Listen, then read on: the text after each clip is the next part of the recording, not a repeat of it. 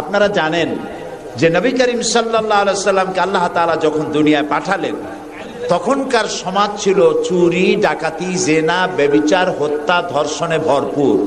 যে কারণে আমরা ওই সমাজটাকে বলি ডেজ অফ ইগনোরেন্স, আমরা বলি আইয়ামে জাহিলিয়াত, কুসংস্কারাচ্ছন্ন যুগ বলি, অন্ধকারাচ্ছন্ন যুগ বলি। তা আমরা যতটা খারাপ তাদেরকে বলি, আসলে কি ওই যুগটা অত খারাপ ছিল, অত আহাম্মক ছিল? না, তাদের যুগেও কবি ছিল, সাহিত্যিক ছিল। সে যুগের কবির কবিতা এখনো বিশ্ববিদ্যালয়ের উচ্চ শ্রেণীতে পড়ানো হয়, মাদ্রাসার কামেল শ্রেণীতে, ফাজেল শ্রেণীতে, উচ্চ শিক্ষায় এখনো তা পড়ানো হয়। তাহলে বোঝা গেল যে তারা অত বেকুব নয় যত বেকুব আমরা মনে করি। ইতিহাস লিখছে সেই যুগের এক বাদশাহ, তার অভ্যাস ছিল কবিতা শোনা, নতুন নতুন কবিতা শুনে পুলকিত হতেন। এখন নতুন কবিতার কত শোনানো যায়, এখন কবিতা আর মানুষ নতুন করে আর বানাচ্ছে না। ফলে রাজা তার মন্ত্রীদেরকে ডেকে বলল যে বাজারে শোহরাত করে দাও, যে ব্যক্তি নতুন কবিতা রাজাকে শোনাতে পারবে তাকে 10 সহস্র মুদ্রা পুরস্কার দেওয়া হবে। মন্ত্রীরা বলল এটা তো সর্বনাশ হবে, এই নতুন কবিতা লোকেরা বানায় আনবে আর আপনি 10 সহস্র করে মুদ্রা দিয়ে দিয়ে রাজভান্ডার তো শেষ হয়ে যাবে। রাজা বলল না, আমার বুদ্ধি আমার কাছে, তোমরা শুধু এইভাবে ঘোষণাটা দিয়ে দাও আর 3টা লোক দাও আমাকে, একবার শুনলে মুখস্থ হয় এরকম একজন দাও, 2বার শুনলে মুখস্থ এরকম আরেকজন দাও, 3বার শুনলে মুখস্থ এরকম আরেকজন দাও। স্মৃতিশক্তি সম্পন্ন এরকম 3 জন লোক পাওয়া মোটেই কষ্ট হলো না। বাজারে শোহরাত করে দেওয়া হলো। নতুন নতুন নতুন নতুন কবিতা তৈরি করে কবিরা আসতে লাগলো, দিচ্ছে। আপনারা থামেন না, আমি তো বলে দিয়েছি, ফ্যান সরাই দেন পিছনের দিকে, পিছনে লাগাই দেন আমার পিছনে।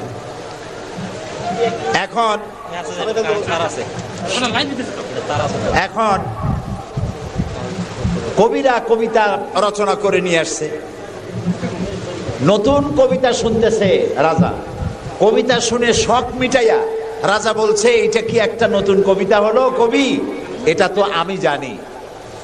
কবি কয় যেন আপনি জানবেন কি করে, তো আমি তৈরি করেছি, কত হোমওয়ার্ক করে রাত জাগা কষ্ট করে এটা তৈরি করেছি, আর আপনি বলছেন আমি জানি। বাদশা বলছে শুধু আমি না, তোমার বিশ্বাস হয় না, এই যে আমার পাশে যে সব পারিষদের লোকেরা যারা বসে আছে ওরাও জানে। কবি চ্যালেঞ্জ করলো অসম্ভব, আমি সারা রাত জেগে জেগে কষ্ট করে রুদ্ধদ্বার কক্ষে বসে বসে কবিতা রচনা করেছি, কারো জানার কথা না। তোমার বিশ্বাস হয় না? ওই যে একবার শুনলে যার মুখস্থ হয় তার বললো তুমি শোনাও তো, সে দাঁড়ায় শোনাই দিল। 2বার শুনলে যার মুখস্থ হয় তার তো 2বার শোনা হয়ে গেছে, বললো তুমি শোনাও, সেও শোনাই দিল। 3বার শুনলে যার মুখস্থ হয় তার তো 3বার শোনা হয়েছে, বললো তুমি শোনাও তো, সেও শোনাই দিল। কবি বেচারা বেকুব হয়ে হেঁটে গেল। এরকম কবিদের কাছ থেকে নতুন নতুন কবিতা শুনে শখ মেটাতে মেটাতে এক চালাক কবি অবস্থাটা বুঝে ফেলেছে। সে বুঝে এক কবিতা তৈরি করে এনেছে, এনে বলছে জাহাপানা আমি এক কবিতা এনেছি। বললো না যে নতুন কবিতা এনেছি, কবিতা এনেছে।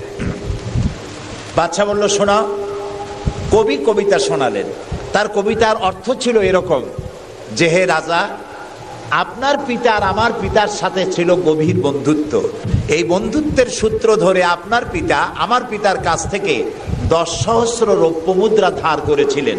চুক্তিপত্রে লেখা ছিল আপনার পিতা আর আমার পিতা মরে যাওয়ার পর আপনি আপনার পিতার উত্তরাধিকার সূত্রে আমার পিতার কাছে দেনা হিসাবে 10 সহস্র রৌপ্য মুদ্রা আমাকে পরিশোধ করবেন। বাদশা শুনিয়া চিন্তা করলো সর্বনাশ, আমি যদি বলি যেটা আমি জানি আর সাথের লোকেরাও জানে তাহলে তো সাক্ষী প্রমাণ হয়ে গেল, তাহলে তো 10 সহস্র মুদ্রা না রৌপ্য মুদ্রা দেওয়া লাগবে, কি সাংঘাতিক কথা। রাজা তখন বলল কবি এতদিনে নতুন একটা কবিতা তুমি আমারে শোনালে, যা আমিও জানি না আমার লোকেরাও জানে না। আমি এই গল্পটি আপনাদেরকে শোনালাম এজন্যে যে সেই যুগের লোকেরা যতটা পাগল, আহাম্মক, বেকুব আমরা মনে করি, এরকম বেকুব ছিল না, আহাম্মক ছিল না। তাদের শৌর্য ছিল, তারা স্বাধীন চেতা ছিল, বীরত্বগাথা ছিল তাদের। তারা কারোর অধীনতা স্বীকার করতো না। বুদ্ধি ছিল, প্রজ্ঞা ছিল, মেধা ছিল, সব ছিল। শুধু একটি জিনিসের অভাবে তারা চুরি করত, ডাকাতি করত, জেনা করত, ব্যভিচার করত, হত্যা করত। এগুলিকে কোনো অপরাধ মনে করত না। সেই জিনিসটির নাম ছিল ওহীর জ্ঞান। সেই জিনিসটির নাম ছিল কি? আল্লাহ রাব্বুল আলামিন সেই যুগে এই মানুষগুলির পরিবর্তনের জন্য, গোটা বিশ্বে শান্তি আনার জন্য, পৃথিবী যখন ধ্বংসের দ্বার প্রান্তে দাঁড়িয়েছে, রহমত ছাড়া পৃথিবীকে আর রক্ষা করা যাবে না, তখন আল্লাহ তাআলা রাসূলকে রহমত হিসেবে পাঠালেন। আল্লাহ তাআলা বলছেন, ওয়ামা আরসালনাকা ইল্লা রাহমাতাল লিল আলামিন। নবী হে, আমি আপনাকে আমার গোটা বিশ্বের জন্য, গোটা সৃষ্টি জগতের জন্য আমি আপনাকে আমার করুণার মূর্ত প্রতীক করে পাঠালাম। সৃষ্টি জগতের জন্য আপনি আমার রহমত। সুবহানাল্লাহ। বর্তমান যে মাসটা চলছে, এই মাসটির নাম আরবি মাস মাহে রবিউল আউয়াল। এই মাসেই আল্লাহ তাআলা পাঠিয়েছিলেন বিশ্বনবী মুহাম্মদুর রাসূলুল্লাহ সাল্লাল্লাহু আলাইহি ওয়াসাল্লামকে পৃথিবীর মানবতার কল্যাণের জন্য। তাকে এই পৃথিবীতে আল্লাহ তাআলা পাঠিয়েছিলেন। আল্লাহ তাআলা কোরআনে কারীমের মধ্যে বলছেন, সূরা আন-নাহল, আল্লাহ তাআলা বলছেন, وعلى الله قصد السبيل ومنها جائر ولو شاء لهداكم أجمعين وعلى الله قصد السبيل। আর সোজা রাস্তা বলে দেওয়ার দায়িত্ব আমি আল্লাহর। সুবহানাল্লাহ বলেন। সোজা রাস্তা বলে দেওয়ার দায়িত্ব কার? আল্লাহ তাআলা বলছেন, সোজা রাস্তা বলে দেওয়ার দায়িত্ব আমার, যেখানে রয়েছে অসংখ্য বাঁকা পথ। ওয়ালাউ শাআ লাহাদাকুম আজমাইন। আর আমি যদি ইচ্ছে করতাম তাহলে গোটা বিশ্বের সমগ্র মানব মণ্ডলীকে আমি হেদায়েত করে দিতাম। এখানে প্রশ্ন ওঠে, তাহলে তিনি হেদায়েত করলেন না কেন? এই যে পৃথিবীতে নানামুখী মানুষ, কেউ আল্লাহ মানে, কেউ মানে না, কেউ নামাজ পড়ে, কেউ পড়ে না, কেউ মদ খায়, জেনা করে, এই যে নানামুখী, নানা চরিত্রের মানুষ, আল্লাহ বলছেন আমি হেদায়েত ইচ্ছে করলে সবাইকে করে দিতে পারতাম, তাহলে তিনি করলেন না কেন? এর কারণ হচ্ছে আল্লাহ তাআলা মানুষকে করেছেন সব থেকে শ্রেষ্ঠ সৃষ্টি। সৃষ্টির সেরা কারা? জোরে বলেন। আচ্ছা, সৃষ্টির সেরাই মানুষ হলো কি করে? মানুষ কি পাখির মতো উঠতে পারে? মানুষ কি চিতাবাঘের মতো দৌড়াতে পারে? মানুষ কি মাছের মতো সাঁতরাতে পারে? মানুষ কি বাঘের মতো ক্ষিপ্রতা, সিংহের মতো হিংস্রতা, সাপের মতো ক্রুদ্ধতা, এগুলি মানুষের মধ্যে কি আছে? নাই। তাহলে মানুষ সৃষ্টির সেরা হলো কিভাবে? বলতে পারেন? সৃষ্টির সেরা হয়েছে তার জ্ঞানের কারণে। আল্লাহ তাআলা চাঁদ সূর্যকে যেভাবে বাধ্য করেছেন তার হুকুম মানার জন্য, আমাদেরকে আল্লাহ তাআলা এভাবে হুকুম মানতে বাধ্য করেন নাই। কোরআন শরীফে আল্লাহ তাআলা বলেছেন, ওয়ালাকাদ কাররামনা বনি আদম। আল্লাহ তাআলা বলেন, আদম সন্তানকে আমি সম্মানিত করেছি। চাঁদ, সূর্য, গ্রহ, নক্ষত্র, সৌররাজি, নবমণ্ডল, ভূমণ্ডল সবকিছু আল্লাহর আইন মানতে বাধ্য না বাধ্য নয়? আল্লাহ তাআলা কোরআনে কারীমে বলেছেন, আফাগায়রা দীনিল্লাহি ইয়াবগুন ওয়ালাহু আসলামা মান ফিস সামাওয়াতি ওয়াল আরদি তাওআন ওয়া কারহা। আফাগায়রা দীনিল্লাহি ইয়াবগুন, তোমরা কি আল্লাহর দেওয়া জীবন ব্যবস্থাকে ছেড়ে দিয়ে অন্যের তৈরি করা মতবাদ গ্রহণ করতে চাও? ওয়ালাহু আসলামা মান ফিস সামাওয়াতি ওয়াল, অথচ আকাশে যা আছে, জমিনে যা আছে, সব কিছু তার আনুগত্যের মস্তককে আমার সামনে নত করে দিয়েছে। সুবহানাল্লাহ। চাঁদ এবং সূর্য, সূর্যের কোনো ক্ষমতা নাই। রাত এখন বাংলাদেশে 8:40। রাত, সূর্যের কোনো ক্ষমতা নাই এখন বাংলাদেশে সে উদিত হয়। রাতের অধিকারকে সূর্য ক্ষুণ্ণ করতে পারে না। সূর্যের অধিকারকে চন্দ্র ক্ষুণ্ণ করতে পারে না। লাশ-শামসু ইয়ামবাগি লাহা আন তুদরিকাল কামারা ওয়ালাল লাইলু সাবিকুন নাহার ওয়া কুল্লুন ফি ফালাকিন ইয়াসবাহুন। আকাশে জমিনে যা কিছু আছে সব আল্লাহর হুকুম মেনে চলছে, কেউ কাউকে অতিক্রম করতে পারে না। তাহলে আমরা বুঝলাম চাঁদ সূর্য হুকুম মানে কার? জোরে বলেন। এই যে গাছগুলি, চতুর্দিকে যত গাছপালা আপনারা দেখতে পান, সুবরি গাছে নারকেল হবে না, নারকেল গাছে তাল হবে না, বেল গাছে জাম হবে না, আম গাছে লিচু হবে না। ওয়ালান তাজিদা লিসুন্নাতিল্লাহি তাবদীলা। আল্লাহ তাআলা বলছেন আমার লব নেচার, প্রকৃতির আইনের ভেতরে কোনো পরিবর্তন হবে না, আমার আইন তারা মানতে বাধ্য। কেবলমাত্র মানুষ আমি তোমাদেরকে সম্মানিত করেছি, সেই জন্য আমি তোমাকে আইন মানতে বাধ্য করি নাই। কোরআন শরীফে আল্লাহ পাক বলছেন ইচ্ছে করলে কুফরি করতে পারো, ইচ্ছে করলে ঈমান আনতে পারো, ইচ্ছে করলে মুমিন হতে পারো, ইচ্ছা করলে কুফরিও করতে পারো। এটা তোমার ইচ্ছার উপরে ছেড়ে দিয়েছে। কারণ কাদ তাবায়্যানার রুশদু মিনাল গাই, হক আর বাতিল দুইটাকে আমি আলাদা করে দেখিয়ে দিয়েছি। আসহাবুল ইয়ামিন আসহাবুশ শিমাল, ডানপন্থী আর বামপন্থী দুইটা দল আমি দেখাই দিয়েছি। ডান দিকে, আর এটা বোঝার জন্য বিবেক দিয়েছি। কি দিয়েছি বলেন? বিবেক আছে আমাদের, আছে কিনা? বিবেক দিয়েছি বোঝার জন্য। ডান দিকে যারা যাবে, এই ডান দিকের নেতৃত্ব দিবে নবীরা, আর নবীরা ডানপন্থীদেরকে সাথে নিয়ে চলে যাবে কোথায়? আল্লাহর জান্নাতে। আর যারা বামপন্থী তাদের নেতৃত্ব দেবে শয়তান। কে দেবে নেতৃত্ব? আমি বুঝি না মুসলমানেরা কেমনে বামপন্থী হয়। আমাদের দেশে কিছু মুসলমান আছে নামধারী, নাম মুসলমানের, কিন্তু নিজেদের পরিচয় দেয় তারা বামপন্থী। আছেন এরকম?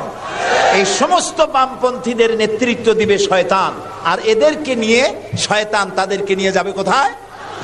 আল্লাহ তাআলা বলছেন কাদ তাবায়্যানার রুশদু মিনাল গাই, হক এবং বাতিলকে আলাদা করে আমি ভাগ করে দুটি পথকে দেখিয়ে দিয়েছি। এখন তোমার ইচ্ছা আমার উপর ঈমান আনতেও পারো, আর যদি ইচ্ছা হয় আমার সাথে কুফরিও করতে পারো। যেহেতু তুমি গাছ না, সূর্য না, চন্দ্র না, তুমি মানুষ, আমি তোমাকে সম্মান দিয়েছি, সেজন্য তোমার এখতিয়ারে ছেড়ে দিয়েছি আর বিবেকও দিয়েছি।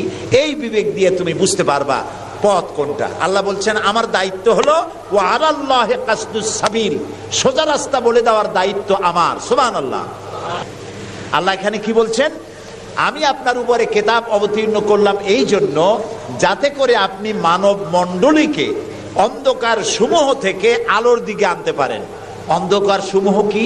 অন্ধকার সমূহ হচ্ছে মানব রচিত যত মতবাদ, এ সবগুলো কি বলেন সবাই? অন্ধকার। আর ইসলাম হলো আলো। অন্ধকারের অনেক রূপ হয়, আলোর রূপ হয় মাত্র, বলেন কয়টা হয়?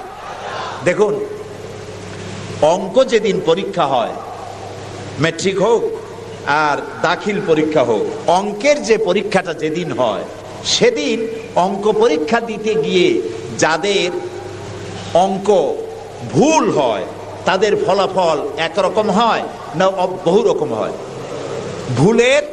ভুল যা হয় কয় রকম হয়? আর অঙ্ক যাদের রাইট হয় তাদের কয় রকম হয়? একরকম। তাহলে এর দ্বারা কি বোঝা যায়? সত্যের রূপ একটা আর ভুলের রূপ অনেকগুলো। এই জন্য আলোর রূপ একটা, অন্ধকারের রূপ অনেক। যেমন বিদ্যুতের আলো, কেরোসিনের আলো, হেসাকের আলো, চাঁদের আলো, সূর্যের আলো, যত রকমের আলো আছে সব আলোর রূপ একটাই, কিন্তু অন্ধকারের রূপ বিভিন্নতর। শবে কাজেবের এক রকমের অন্ধকার, অমাবস্যার আর এক রকমের অন্ধকার, রাতের আধারের আর এক রকম অন্ধকার, মেঘাচ্ছন্ন হওয়ার আর এক রকম অন্ধকার, কুয়াশাচ্ছন্ন হওয়ার আর এক রকম অন্ধকার, দরজা জানালা ভেন্টিলেটর সব বন্ধ করে দেওয়ার আর এক রকমের অন্ধকার। অন্ধকারের রূপ অনেক আর আলোর রূপ একটা।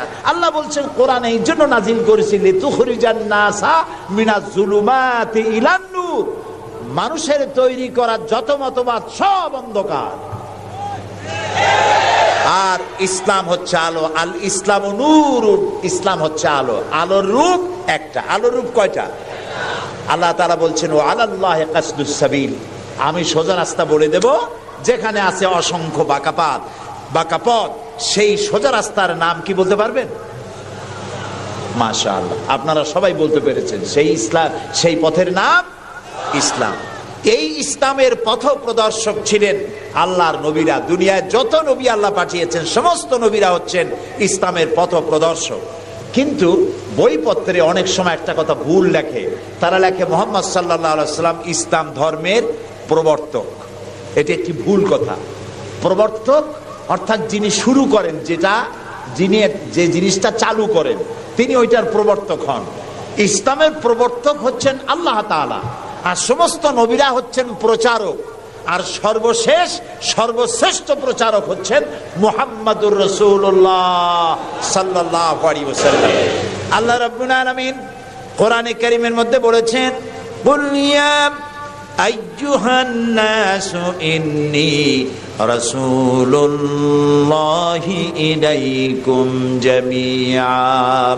আল্লাহ তাআলা বলেন, হে নবী আপনি বলুন, ও পৃথিবীর মানব মণ্ডলী, আমি আল্লাহর পক্ষ থেকে তোমাদের সকলের জন্য আমি রসুল হয়ে এসেছি। কিয়ামত পর্যন্ত এই পৃথিবীতে যত মানুষ আসবে সমস্ত মানুষের জন্য রসুল বলেছেন, শুধু মানুষের জেন নয়, আল্লাহর সমস্ত সৃষ্টি জগতের জন্য আল্লাহ তাআলা আমাকে রসুল করে পাঠিয়েছেন। সুবহানাল্লাহ। নবী করিম সাল্লাল্লাহু আলাইহি সাল্লাম পৃথিবীতে এলেন এবং আল্লাহ তাআলা তাকে এই সম্মান দিয়ে, মর্যাদা দিয়ে পৃথিবীতে কেন পাঠালেন? সূরা ফাতহার মধ্যে আল্লাহ তাআলা বলছেন, হুয়াল্লাযী আরসালা রাসূলাহু বিল হুদা ওয়া দীনিল হক লিইয়ুযহিরাহু আলাদ-দীনি কুল্লিহি ওয়া কাফা বিল্লাহি শাহীদা। আল্লাহ তাআলা বলেন যে তিনি আল্লাহ, যিনি তার রাসূলকে দ্বীনে হক আর সত্যের বিধান সহকারে পৃথিবীতে পাঠিয়েছেন। কেন? লিইয়ুযহিরাহু আলাদ-দীনি কুল্লিহি, যাতে করে তিনি মানুষের তৈরি করা সকল মতবাদের উপরে ইসলামকে বিজয়ী করে দিতে পারেন। এই জন্য আল্লাহ তাআলা রাসূলকে এই পৃথিবীতে পাঠিয়েছেন। সুবহানাল্লাহ। রাসূলুল্লাহ পৃথিবীতে আসলেন এবং তিনি চরিত্র দিয়ে, যুদ্ধ করে নয়, ইসলাম প্রচার করেছেন কি দিয়ে বলেন? তরবারি দিয়ে নয়। ইসলাম মানে শান্তি, শান্তির ধর্ম। ইসলাম কিসের ধর্ম? শান্তির ধর্ম। মুসলমান কারা? যারা শান্তি প্রতিষ্ঠা করে তারাই।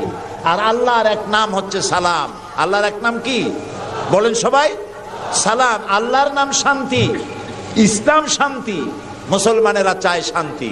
সেই শান্তি প্রতিষ্ঠার জন্য মুহাম্মদ সাল্লাল্লাহু আলাইহি ওয়াসাল্লাম তরবারি দিয়ে ইসলাম আনেন নাই, তিনি ইসলাম এনেছেন তার অনুপম চরিত্র মাধুর্য দিয়ে, ব্যবহার দিয়ে, দ্বীন প্রচার করে তার মাধ্যমে জনগণকে ইসলামের মধ্যে এনেছেন। কথা উঠতে পারে তাহলে যুদ্ধগুলো হলো কেন? বদর, ওহদ, হুনাইন, তাবুক, এগুলো ইয়ারমুক, কেন এই যুদ্ধগুলো হলো? এসব যুদ্ধ ছিল ডিফেন্সিভ। পৃথিবীর কোন ঐতিহাসিক কোন ব্যক্তি বলতে পারবে না যে মুহাম্মদ সাল্লাল্লাহু আলাইহি সাল্লাম সর্বপ্রথম আক্রমণকারী হয়েছেন কোন যুদ্ধে। বলতে পারবে কেউ? বলতে পারবে? তিনি তা করেননি। যখন আক্রান্ত হয়েছেন তখন তিনি প্রতিরক্ষামূলক যুদ্ধ করেছেন। আক্রমণাত্মক যুদ্ধ রাসূলুল্লাহ তার জীবনেও করেননি। সুবহানাল্লাহ। চরিত্র দিয়ে তিনি দুনিয়াকে বিজয় করেছেন। পৃথিবীতে যত নেতা আছে সমস্ত নেতাদের চরিত্র তো দুই রকম হয়। নেতাদের চরিত্র কয় রকম হয়? দুই রকম। একটা হয় পার্সোনাল ক্যারেক্টার, আর একটা হয় পাবলিক ক্যারেক্টার। একটা হয় জনগণকে দেখানোর, আর একটা হয় ব্যক্তিগত। রাসূলুল্লাহর চরিত্র এরকম দুই রকম ছিল না। একটু মাথা খাটায় চিন্তা করেন, পৃথিবীতে কোন নেতা আছেন যিনি জনগণের সামনে দাঁড়িয়ে বলতে পারবেন আমি ছাত্র জীবনে যা করেছি, যৌবনে যা করেছি, রাজনৈতিক নেতা হিসাবে গোপনে গোপনে যা করি, এসব কথাগুলি মানুষের কাছে, আমার দলের কাছে, দেশবাসীর কাছে খুলে বলে দাও, এরকম বলতে পারবে কেউ? একজনও পারবে না। যদি বলে তাহলে সব সর্বনাশ। এই পৃথিবীতে একমাত্র নেতা জনাবে মুহাম্মদুর রাসূলুল্লাহ সাল্লাল্লাহু আলাইহি ওয়াসাল্লাম। তিনি বলেছেন, ও আমার সাহাবীরা, ও আমার স্ত্রীরা, দিনের আলোতে আর রাতের আধারে আমার ভিতরে তোমরা যে আচরণ আমার দেখতে পাও, আমার ওঠা বসা, আমার চলাফেরা, আমার আচার আচরণ, যা কিছু আমার ভিতরে দেখতে পাও, সবগুলি খুলে খুলে মানুষের সামনে বলে দাও। সুবহানাল্লাহ।